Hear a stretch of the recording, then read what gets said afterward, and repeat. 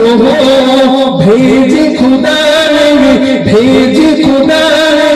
तुझको सलाम तू आकर मैं गुलाम करे बोला जाए सुभान अल्लाह तू आकर मैं गुलाम मुझको पिला इसकी कदम तू आकर मैं गुलाम अल्लाहुम्मा सल्ली अला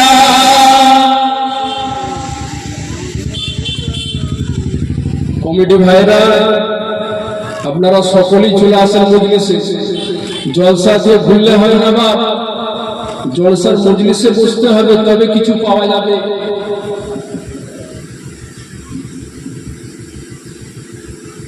আল্লাহুম্মা সাল্লি আলা সাইয়্যিদিনা ওয়া আলা سيدنا बिन देखे मोहम्मद पर कुर्बान ज़माने बिन देखे मोहम्मद पर कुर्बान ज़माने जिसको भी देखा है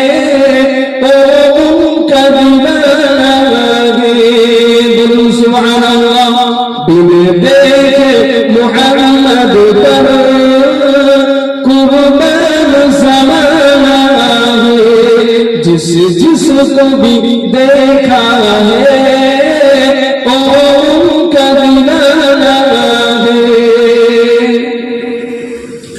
रोज़ा क्या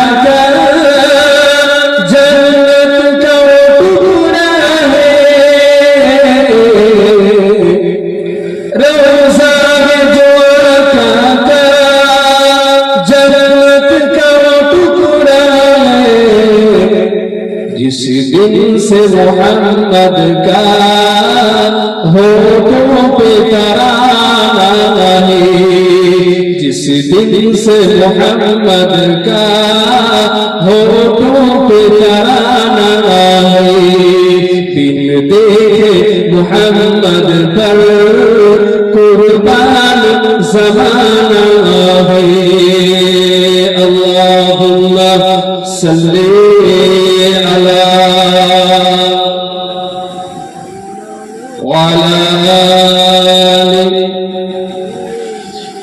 सैयदना और कलिमा ज़िक्र ला इलाहा इल्लल्लाह ला इलाहा इल्लल्लाह जोरे जोरे ला इलाहा इल्लल्लाह ला इलाहा इल्लल्लाह मुहम्मदुर রাসূলুল্লাহ আল্লাহ তুমি কত মহান কত ভালো বন্ধু মনে তুমি গানে তুমি দয়ার সিন্ধু আল্লাহ তুমি কত মহান কত ভালো বন্ধু মনে তুমি গানে তুমি দয়ার সিন্ধু नहीं के घमंड बोले तुम्हारी सुभान तुम्ही रहमान तुम्ही मेहरबान अल्लाह तुम्ही कत महान कत भालो बंधु मने तुम्ही गाने तुम्ही दयार सिंधु खालिक तुम्ही मालिक तुम्ही हाकिम तुम्ही खालिक तुम्ही मालिक तुम्ही हाकिम तुम्ही অন্তর্যামী অন্য যুগল খোদা পেলে মিঠা পানি তৃষ্ণা পেলে অন্য যুগল খোদা পেলে মিঠা পানি তৃষ্ণা পেলে আমি গাই তোমার গুণগান তুমি রহমান তুমি মেহেরবান তুমি রহমান তুমি মেহেরবান আল্লাহ তুমি কত মহান কত ভালো বন্ধু মনে তুমি প্রাণে তুমি দয়ার সিন্ধু লা ইলাহা ইল্লাল্লাহ লা ইলাহা ইল্লাল্লাহ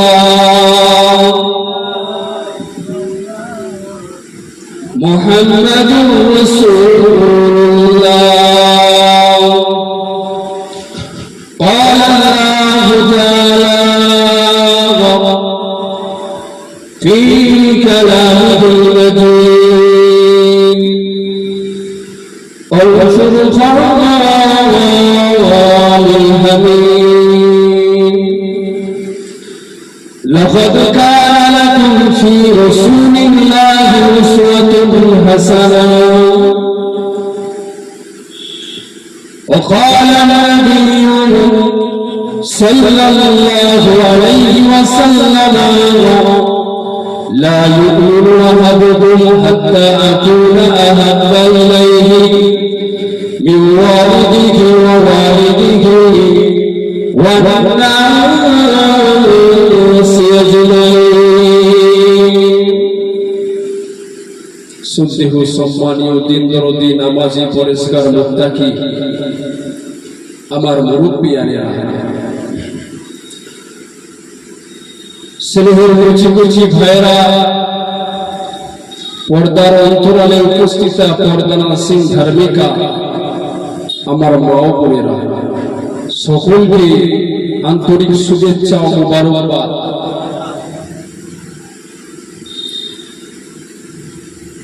সর্বপ্রথম প্রশংসা জ্ঞাপন করি সেই মহান রব্বুল আলামিনের, যিনি আমাদেরকে সর্বশ্রেষ্ঠ মখলুক করে দুনিয়ার জমিনে পাঠিয়েছেন। সূর্যের থেকে চাঁদের থেকে পাহাড় পর্বত নদী নালা तमाम পৃথিবীতে যা কিছু আছে সর্বশ্রেষ্ঠ করে এই মানব জাতিকে সৃষ্টি করেছে। সর্বশ্রেষ্ঠ করে এই মনুষ্য জাতিকে সৃষ্টি করেছেন। আপনাদের কাছে যদি প্রশ্ন করি সর্বনিকৃষ্ট কোন জাতি, সর্বনিকৃষ্ট কোন জাতি, আপনারা এই প্রশ্নের উত্তরটা কি দেবেন? সর্বশ্রেষ্ঠ আল্লাহ তাআলা মনুষ্য জাতিকে করেছেন, আদম সন্তানকে করেছেন। ওয়ালাকাদ কারামনা বানি আদম, আমি আল্লাহ পাক মনুষ্য জাতিকে শ্রেষ্ঠ মখলুক করে দুনিয়ার জমিনে পাঠিয়েছি। যদি আপনাদেরকে প্রশ্ন করি যে সবচেয়ে নিকৃষ্ট কোন জাতি, কেউ উত্তর দেবেন সবচেয়ে নিকৃষ্ট আবার কি? সবচেয়ে নিকৃষ্ট আমাদের সচরাচর কুকুর হয়, কুকুর হয়। কে বলবে শুকুর হয়? শুকুর, শুকুর চেনেন তো নাকি? শুকুর হয়, অনেক বলবেন। কিন্তু আল্লাহ তাআলা পবিত্র কুরআনে যেমন মানুষকে শ্রেষ্ঠ করেছে, আবার ওই পবিত্র কুরআন পাকের মধ্যে মানুষকে নিকৃষ্ট জাতি বলেছে। এটা আসবে পরে।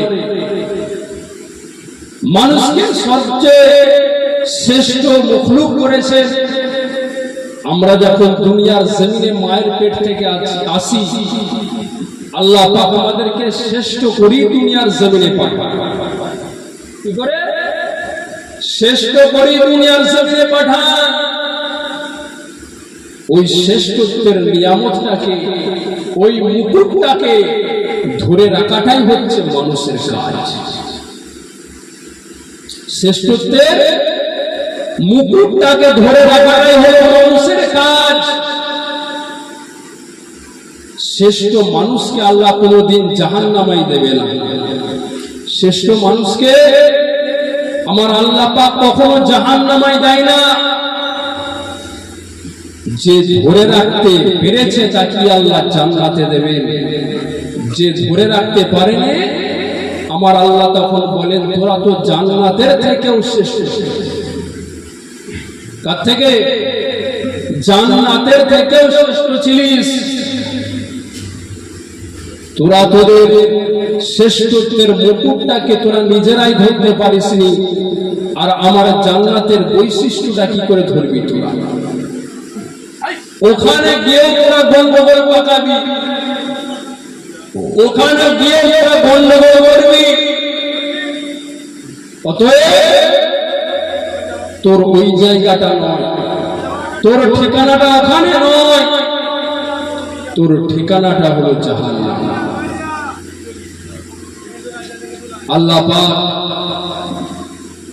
আমাদেরকে শ্রেষ্ঠত্বের মুকুটটা দিলেন।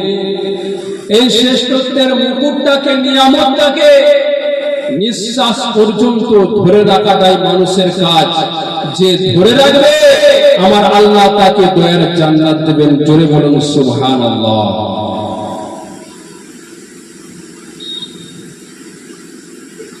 আল্লাহ যখন আদম আলাইহিস সালামকে দুনিয়ার জান্নাতের যখন সৃষ্টি করেছিলেন, আমার আল্লাহ কি বলেছিলেন? ওয়াইদ কুলনা লিল মালাইকাতি ইসজুদু লি আদম, এ ফেরেশতারা আদমকে সিজদা করো। কেন আদমকে সিজদা করতে কেন বলেছিলেন? আদম হলো ফেরেশতাদের থেকেও শ্রেষ্ঠ। বলুন সুবহানাল্লাহ। সবাই সমস্ত ফেরেশতারা সিজদা করেছিলেন, কিন্তু একজন সিজদা করেনি, সেটা কে? ইল্লা ইবলিস। কে? ইবলিস শয়তান সিজদা করেনি। ওই সিজদা না করার জন্য আল্লাহ জান্নাত থেকে তাড়িয়ে দিয়েছিলেন। ওই তাড়িয়ে দেওয়ার জন্য ইবলিসের রাগ, তোর জন্য আজকে আমাকে জান্নাত থেকে বার হতে হয়েছে, তোর জন্য আজকে আমাকে আল্লাহ জাহান্নাম থেকে, জান্নাত থেকে বার করে জাহান্নামে পাঠিয়েছে। এই আদম, তোর সন্তানরা, তোর বাচ্চারা, তোর বাচ্চাদেরকে নিকৃষ্ট থেকে তোদের বাচ্চাগুলোকে আমি নিকৃষ্টে পৌঁছাবো, শ্রেষ্ঠত্ব থেকে নিকৃষ্টই পৌঁছাবো। পৌঁছাচ্ছে না? পৌঁছান নেই? কথা বলে পৌঁছাচ্ছে না? পৌঁছাই নেই। শয়তান চারিদিকে তার চালাদেরকে ছেড়ে রেখেছে, ছেড়ে রেখেছে খেলা দিয়ে, গান দিয়ে, সিনেমা দিয়ে, যাত্রা দিয়ে, ফাংশন দিয়ে, গেম দিয়ে চারিদিকে শয়তান তার চালাদেরকে ছেড়ে রেখেছে তাদেরকে নিকৃষ্ট পরিণত করার জন্য। নিকৃষ্ট করে ফেলেছে। আজকে সমাজে কত মুসলমানের ছেলে আছে এই জলসার মজলিসে না বসে মনে করে আমরা খুব হাইফাই ভিআইপি মানুষ, এই চটে বসে খারাপ লাগছে, বুঝতে পেরেছে? কিন্তু এই মজলিসে বসা মানে জান্নাতের মজলিসে বসার সমান আল্লাহ সওয়াব দেবে। জান্নাতে বসার সমান। এই মজলিসে বসলে আমার আল্লাহ হয়তো এই মজলিসে বসার দরুন আপনার নাজাতের ওসিলা বানিয়ে দিতে পারে। বুঝতে পেরেছেন বা? আর বেশি কথা বাড়াচ্ছি না। জলসার মজলিসে এই সামিয়ানার নিচে আস্তে আস্তে বসে পড়ে, তবে বক্তার একটু আপনাদের সাথে একটু কথা বলতে, একটু আপনাদেরকে হাদিস কোরআনের কথা শোনাতে ভালো লাগে। এই ফাঁকা ময়দানে বল দিতে আমার ভালো লাগে। আসেন আস্তে আস্তে মজলিসে আসে, হাদিস কোরআনের কথা শুনে জীবনটাকে পরিবর্তন করে। দুনিয়ার পরিস্থিতি খুব খারাপ, চারিদিকে মাদ্রাসা মসজিদকে ভেঙে ভেঙে শেষ করে ফেলছে, গুড়িয়ে ফেলছে। মুসলমানদের এখনো হুঁশ উঠছে না। হাজার হাজার মাদ্রাসাকে বন্ধ করার চেষ্টা করা হচ্ছে, মসজিদগুলোকে ভেঙে ভেঙে মন্দির করার চেষ্টা হচ্ছে। মুসলমানের এখনো শয়তান আমাদেরকে শ্রেষ্ঠত্ব থেকে নিকৃষ্ট নিয়ে যাচ্ছে, কিন্তু আমাদেরকে আল্লাহ সুবুদ্ধি দিয়েছেন না দেননি? কথা বলে সুবুদ্ধি দিয়েছে। কোনটা হারাম কোনটা হালাল আমাদের বোঝার ক্ষমতা আছে। বাপের আমার নওজোয়ান তরুণেরা, এই বাতের প্রেমিকেরা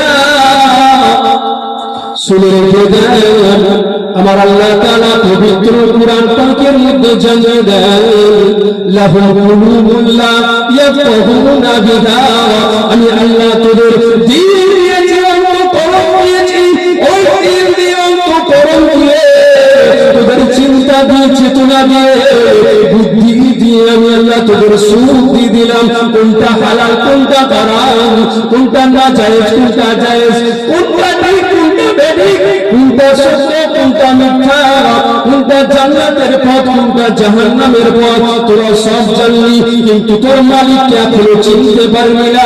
আমি আল্লাহ তোদের দুটো চোখ নিলাম, ওই চোখ দিয়ে আমার সৃষ্টিকে তোরা দেখতে পারলি। আমি আল্লাহ কেমন করে আসমান থেকে আমি আল্লাহ কেমন করে দাঁড় করিয়ে রেখেছি, আমি আল্লাহ কেমন করে ফুল থেকে ফলকে সৃষ্টি করি, আমি আল্লাহ কেমন করে ফলগুলোকে তোদের জন্য বানিয়ে থাকি। আমি আল্লাহ তোদের কান দিলাম, কত আলেম উলামারা তোদের সামনে হাদিস কোরআনের কথা বলে গেল, কত ভালো ভালো কথা বললো, কত জান্নাতের কথা বললো, কত জাহান্নামের কথা বললো, কিন্তু আমার কথা এখনো পুরো শুনলি রে, আমাকে এখনো চিনতে পারলি রে? যুবকেরা, আমার আল্লাহ তাআলা আমাদেরকে শ্রেষ্ঠ মখলুক করেছে, কিন্তু আমার আল্লাহ তাআলা আমাদেরকে আবার নিকৃষ্ট বলে দিয়েছেন। যে বান্দা বান্দীগুলো চোখ থাকতে দেখলো না, যে বান্দা বান্দীগুলো কান থাকতে শুনলো না, যে বান্দা বান্দীগুলো বুদ্ধি থাকতে আমাকে এখনো চিনতে পারলো না, আমার আল্লাহ তাআলা জানিয়ে দিলেন, উলাইকা কাল আনআম, তোরা হলি চতুষ্পদ জানোয়ারের মতো। শুধু তাই নয় বাল হুম তার থেকে পুরা নিকৃষ্ট। জোরে বলেন নাউজুবিল্লাহ। তার থেকেও তোরা নিকৃষ্ট। আহা, ওদেরকে শ্রেষ্ঠত্বের মুকুট পরিয়ে দিয়েছিল, কিন্তু তোরা নিকৃষ্ট পৌঁছে গেলি, এত নিকৃষ্ট চলে গেলি। তোরা চতুষ্পদ জানোয়ার থেকে তোরা খারাপ হয়ে গেলি। ছোটগুলো খুব কথাগুলো খুব ছোট মনে হচ্ছে, একটু চিন্তা করে দেখে যে তোদেরকে আমাকে আপনাকে শ্রেষ্ঠ করে পাঠিয়েছিলে, কিন্তু আমরা আমার মালিককে এখনো চিনতে পারিনি।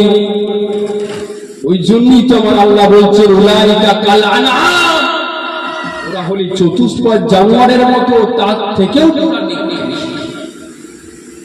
কত খারাপ থেকে আমাদেরকে কত নিকৃষ্ট পৌঁছে দিয়েছে। মুসলমানের এখনো হুঁশ বেড়ে না, আল্লাহর বান্দা বান্দীদের এখনো হুঁশ বেড়ে না। দুনিয়ায় মায়ায় পড়ে, দুনিয়ার ভালোবাসায় পড়ে তো রবকে, আমার আল্লাহকে, আমার মালিককে আমরা ভুলে গেছি। বা ভাববেন না আমার জলসা যেখানে যায় এইরকম দ্বারাই কথা বলি, একটু কড়া কড়া ভাষা পেতে হবে, কিন্তু খেলে কাজ আছে। ওয়াজ পেতে হবে, কিন্তু খেয়ে ফেললে কাজ আছে। বাবির আমার নওজোয়ান তরুণীরা, আমার আল্লাহ তাআলা কুরআন পাকের মধ্যে জানিয়ে দেন, ইয়া আইয়ুহাল্লাযীনা আমানু দুখুলু ফিস সিলমি কাফা ওয়া লা তাত্তাবিউ খুতুওয়াতিস শাইতান।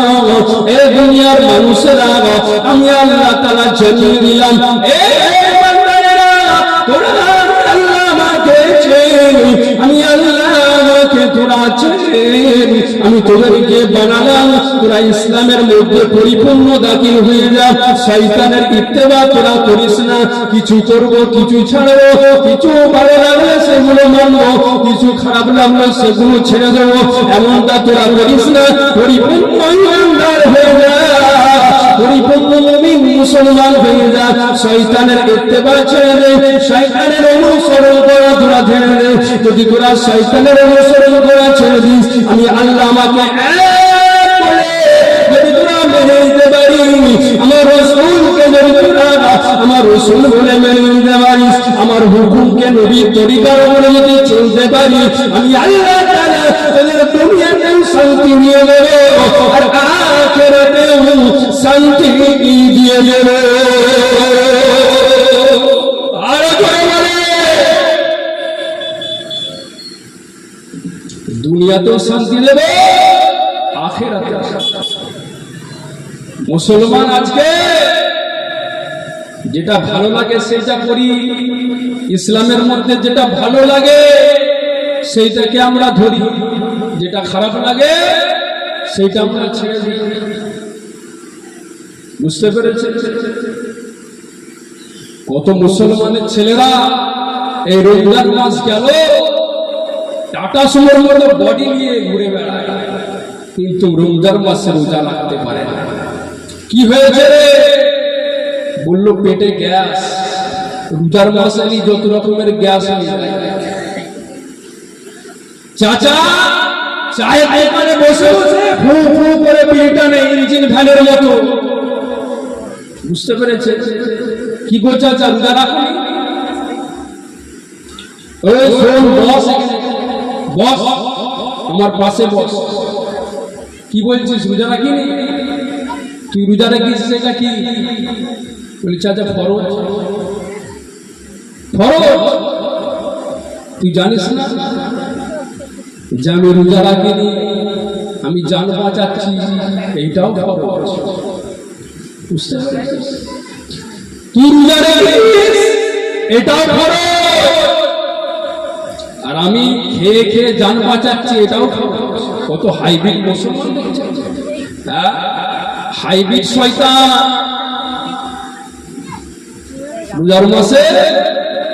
রোজার মাসের আগে রাত্রিরে দিনের বেলায় দিনে 5 বার করে খেত। রোজার মাসে দিনে রাতে 6 বার করে মারছে, আবার বলছে জান বাঁচানো। জান বাঁচানো ফরজ কখন?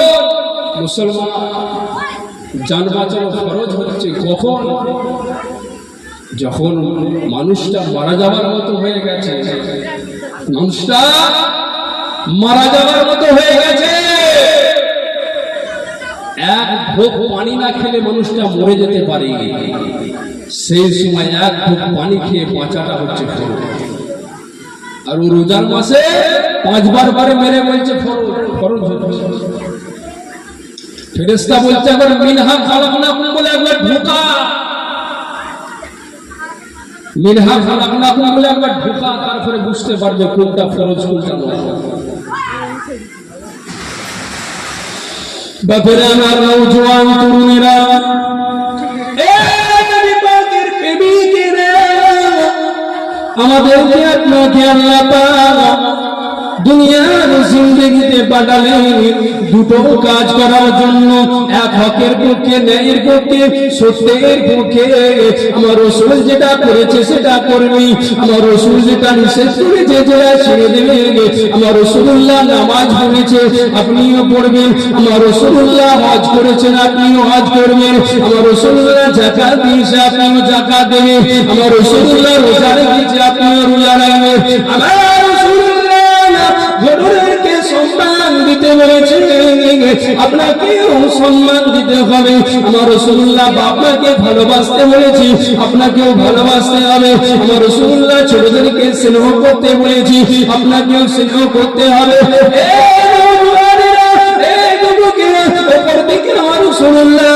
অন্যায়ের বিরোধিতা করতে বলেছি, আপনিও করবেন। আমার রাসূলুল্লাহ পছন্দ করেছি আপনিও করবেন, আমার রাসূলুল্লাহ সূর্য পছন্দ করেছেন আপনিও করবেন, আমার রাসূলুল্লাহ ঘুষকে পছন্দ করেছে আপনিও করবেন, আমার রাসূলুল্লাহ হিংসার আজানি মারামারিকে পছন্দ করেছে আপনিও করবেন। কেন তুমি নবীর উম্মত হয়ে তোমার আল্লাহকে চরিত্রে এগুলো থাকা দরকার আছে। যদি এগুলো তবে আমার আল্লাহকে রাজি দেখতে পাবে, আমার আল্লাহকে খুশি দেখতে পাবে, আমার আল্লাহ আপনাকে আমাকে দয়ার জান্নাত দিয়ে দেবে। আরো জোরে বলে, আমার রাসূল যেটা নিষেধ করেছে সেটা থেকে দূরে থাকতে হবে, দূরে থাকতে ডিলিট ওয়ার্ড ডিলিট করতে হবে। আমার রাসূল যেটা নিষেধ করেছে আর আমার রাসূল যেটা আমাদেরকে আপনাকে বলেছে, এটা সিলেবাসের মধ্যে এনেছে, সেটা আমাদেরকে পরীক্ষার মধ্যে রাখতে হবে। খুব বুঝার হয়, দুনিয়াটা আমাদের জন্য পরীক্ষার হয়। কি বললাম? দুনিয়াটা হলো আমাদের জন্য পরীক্ষার হয়। আল্লাযী খলাকাল মাউতা ওয়াল হায়াতা লিয়াবলুয়াকুম আইয়ুকুম আহসানু আমালা।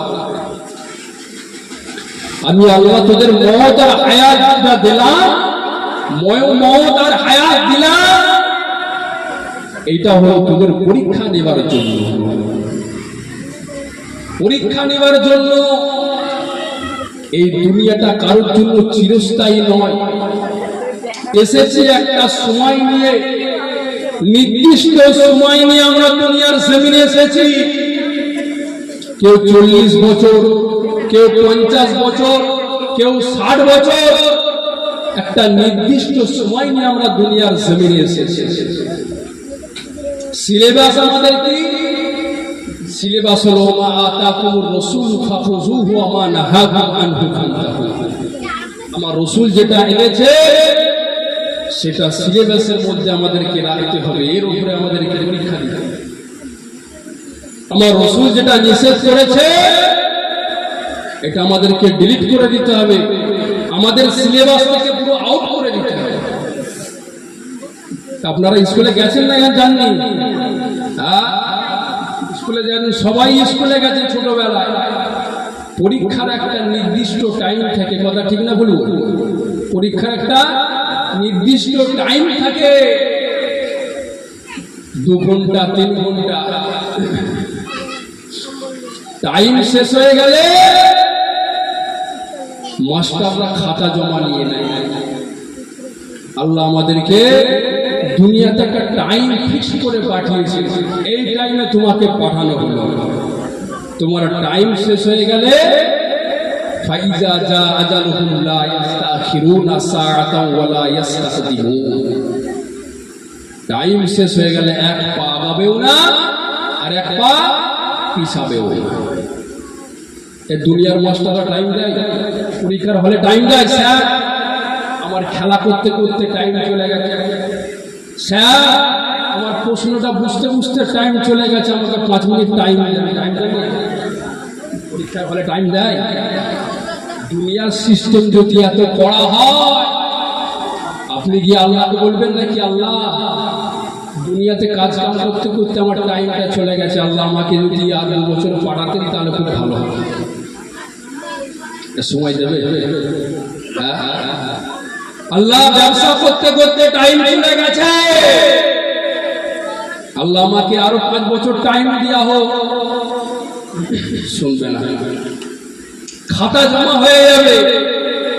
পরীক্ষার হলে যখন আপনার খাতা জমা হয়ে যায়, দুনিয়ার জমিনেও আপনার পরীক্ষা হচ্ছে। এখন পরীক্ষা শেষ হয়ে গেলে আপনার মৃত্যু হয়ে যাবে। ওই মৃত্যুর ঘন্টা বাজাবার জন্য আছে হযরত আজরাইল আলাইহিস সালাম।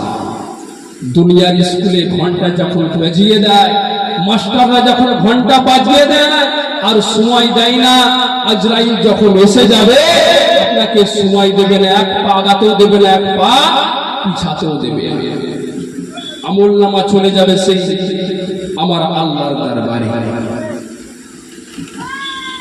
পরীক্ষার যেমন পাস ফেলের ব্যাপার হয়, তেমনি ভাবে আখিরাতেও পাস ফেলের ব্যাপার। আমলনামা ডান হাতে দেওয়া হবে, আমলনামা বাম হাতে দেওয়া হবে।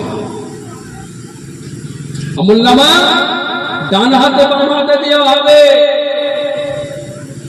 নওজোয়ান তরুণেরা, দুনিয়ার জমিনে যেমন পরীক্ষা হলে আমলনামা দেওয়া হয় পাস ফেলের ব্যাপারে, আখিরাতেও আপনাকে আমাকে আমলনামা দেওয়া হবে। যার আমলনামা ডান হাতে দেওয়া হবে সে ছুটতে ছুটতে তার পরিবারের কাছে চলে যাবে, পরিবারের কাছে চলে যাবে, খুশিতে খুশিতে চলে যাবে। দুনিয়ায় যখন আপনার আমার ছেলেরা পরীক্ষায় যখন পাস হয়ে যায়, বাপের কাছে ছুটে আসা, ওই দুনিয়া আখিরাতেও যখন আমলনামাটা ডান হাতে পেয়ে যাবে, খুশিতে ছুটে ছুটে সব পরিবারের কাছে চলে যাবে, দেখো দেখো আমার আমলনামাটা দেখো, আমলনামাটা দেখো, আমি পাস করে গেছি, আমি আজকে কামিয়াব হয়ে গেছি। কত খুশিতে থাকবে। আমাদেরকে আল্লাহ পাক শ্রেষ্ঠ মখলুক করে দুনিয়ায় পাঠিয়েছে এবং শ্রেষ্ঠ নবীর উম্মত করে পাঠিয়েছেন। বলুন সুবহানাল্লাহ। আল্লাহ পাক পবিত্র কুরআন পাকের মধ্যে বললেন, আমি দুনিয়ার জমিনে যত নবীকে রসুলকে পাঠিয়েছি, সমস্ত নবী রসুলকে আমি মুজিজা দিয়েছি। তিলকা রসুল ফাদাল্লা বা'দুহুম আলা বা'দ। একজন নবীকে অপর নবীর থেকে আমি আল্লাহ শ্রেষ্ঠত্ব করেছি, মর্যাদা দিয়েছি, প্রাধান্য দিয়েছি। একটা নবীকে যে মুজিজা দিয়েছে, অপর নবীকে সেই মুজিজা দেওয়া হয়নি, মুজিজা আর দেওয়া হয়নি। মুসা নবীকে মুজিজা আল্লাহ পাক কি দিয়েছিলেন? লাঠি দিয়েছিলেন। কি দিয়েছিলেন? লাঠি দিয়েছিলেন। সুলাইমান নবীকে আল্লাহ মুজিজা দিয়েছিলেন, পিঁপড়েদের সারা মখলুকাতের কথা বুঝতে পারার ক্ষমতা আল্লাহ দিয়েছিলেন। ঈসা আলাইহিস সালামকে মুজিজা দিয়েছিলেন, কবর থেকে মুর্দা মানুষকে জিন্দা করার ক্ষমতা দিয়েছিলেন। হযরত দাউদ আলাইহিস সালামকে মুজিজা কি দিয়েছিলেন? দাউদ আলাইহিস সালাম লোহাকে মোমের ন্যায় গলিয়ে দিতেন, লোহাকে মোমের ন্যায় গলিয়ে দিতেন। সমস্ত নবীকে আল্লাহ তাআলা মুজিজা দিয়েছিলেন, কিন্তু যাকে যা মুজিজা দিয়েছিলেন আমার নবীকে সব মুজিজা দিয়েছিলেন। বলুন সুবহানাল্লাহ। কম বেশি আমার নবীকে 3000 মুজিজা দিয়েছিলেন।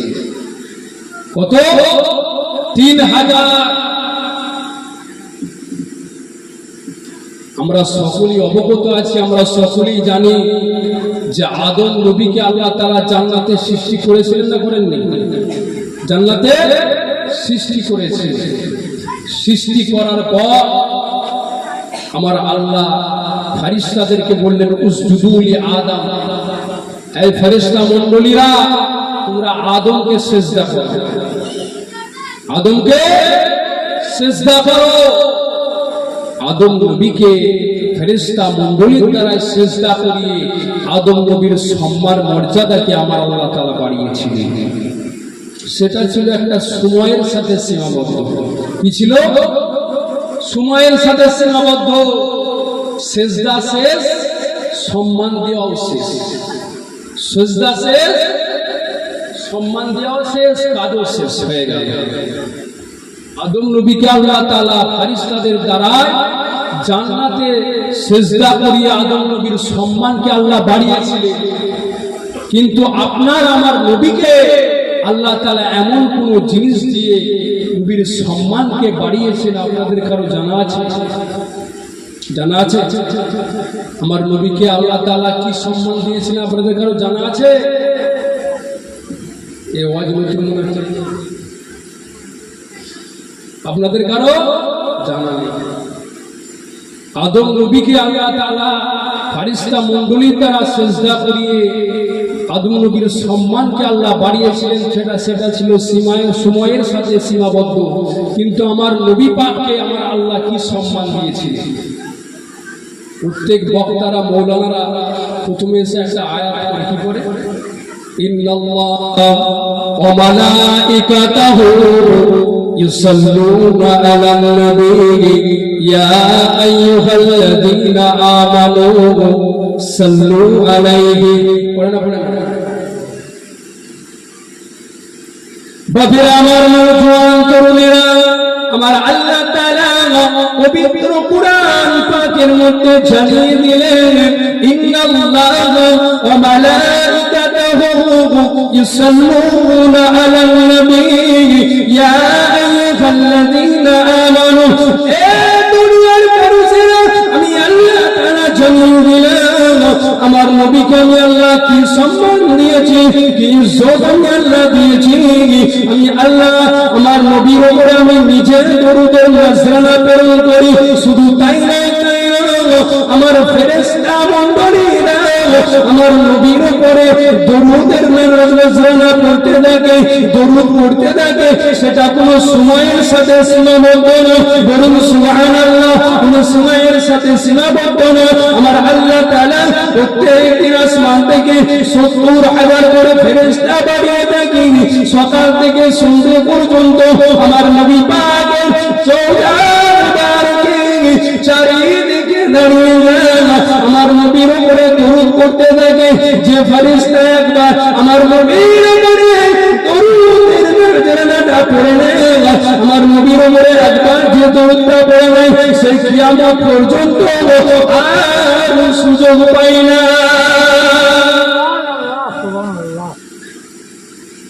আদম নবীকে, আদম আলাইহিস সালামকে আল্লাহ সম্মান দিয়েছিলেন, কিন্তু একটা সময়ের সাথে সীমাবদ্ধ ছিল। আমার রাসূলকে যতদিন ফেরেশতারা থাকবে ততদিন আমার নবীর সম্মান দেওয়া হবে। বলুন জোরে সুবহানাল্লাহ। দরুদ পড়লে আমাদের লাভ না, আমার নবী পাকের লাভ। করে বলেন, সারা পৃথিবীর মানুষ যদি আন্দোলন করে আমার নবীর উপরে দরুদ পড়বো না, সারা পৃথিবীর মানুষ যদি আন্দোলন করে নবীর উপরে দরুদ পড়বো না, আমার নবীকে আল্লাহ যে সম্মান দিয়েছেন, মর্যাদা দিয়েছে, এক চুল পরিমাণ কমবে? হ্যাঁ, কথা বলেন, এক চুল পরিমাণ কমবে। দরুদ পড়লে আমাদের একবার যে দরুদ পড়ে তার আমলনামাতে 10টা নেকি লেখা হয় এবং 10টা গুনাহকে মাফ করে দেওয়া হয়। জোরে বলুন সুবহানাল্লাহ।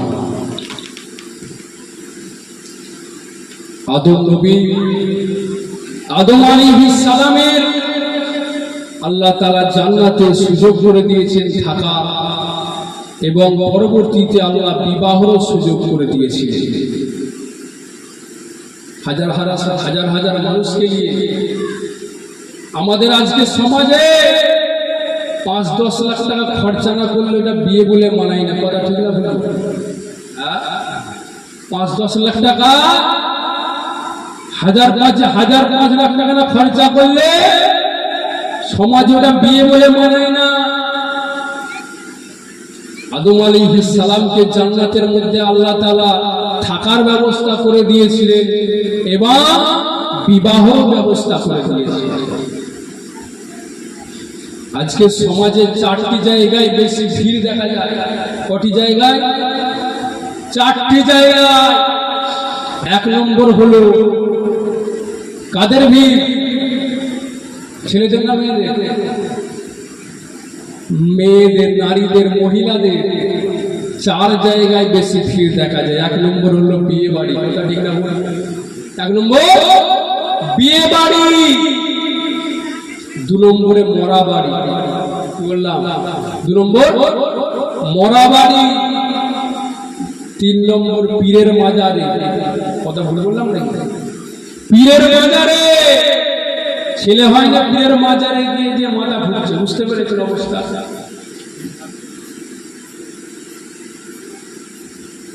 আমাদের হুজুর চলে এসেছেন, সকলে তাকবীর দিন, নারে তাকবীর, নারে তাকবীর, নারে তাকবীর।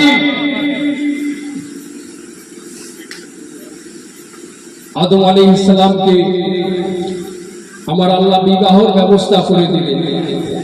আজকের সমাজে এই কথাটা বলেন, আজকের সমাজে বিয়ে বাড়িতে মহিলাদের ভিড় বেশি দেখতে